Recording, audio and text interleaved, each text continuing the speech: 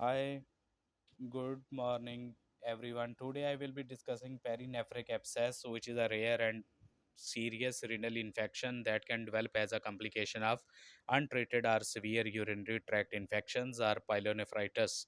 We will go through its causes, clinical presentation, diagnostic approach, and management plan. So, a perinephric abscess refers to a localized collection of pus in the space surrounding the kidney, bounded by the renal capsule and Girota's fascia. It usually develops when an infection in the kidney or surrounding tissue spreads beyond the renal capsule. So let's recall the anatomy of perinephric space. Understanding the anatomy of perinephric space is important because it explains how infections can spread. The perinephric space lies between the renal capsule and Girota's fascia, and infection here can easily track into the retroperitoneum or even the pelvis.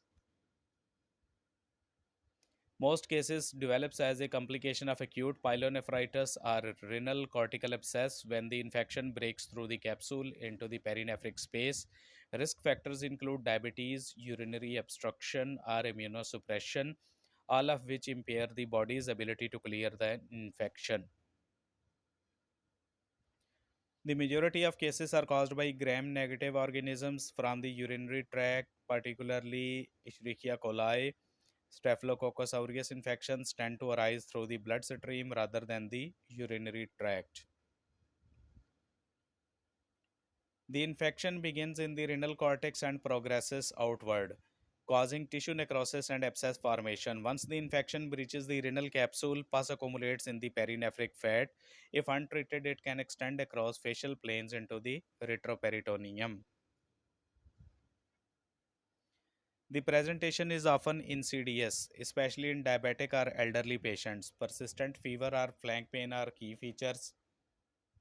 On examination, a tender flank mass may be felt, and a sauce irritation may cause pain or hip movement. Diagnostic evaluation includes the investigation of choice is CT scan, CTKUB. It accurately shows the abscess location, extent, and any underlying cause such as obstruction or stones. Blood and urine cultures helps to guide antibiotic therapy. The differential diagnosis include other causes of fever and flank pain such as renal abscess or sauce abscess. Imaging is crucial to differentiate these conditions. Management. Initial treatment is with broad spectrum IV antibiotics adjusted based on culture sensitivity. However, antibiotics alone are rarely sufficient for large abscesses. Image guided percutaneous drainage is now the standard of care. Surgery is reserved for complicated or refractory cases.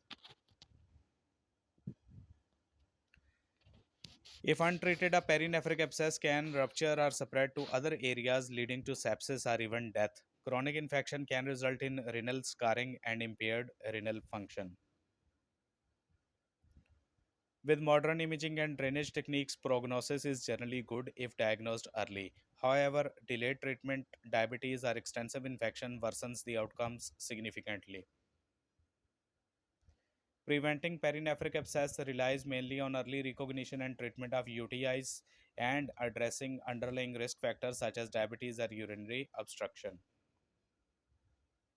To summarize, perinephric abscess is a serious complication of upper urinary tract infection. Diagnosis depends on imaging, and management requires both antibiotics and drainage. Preventive strategies are crucial for at risk patients.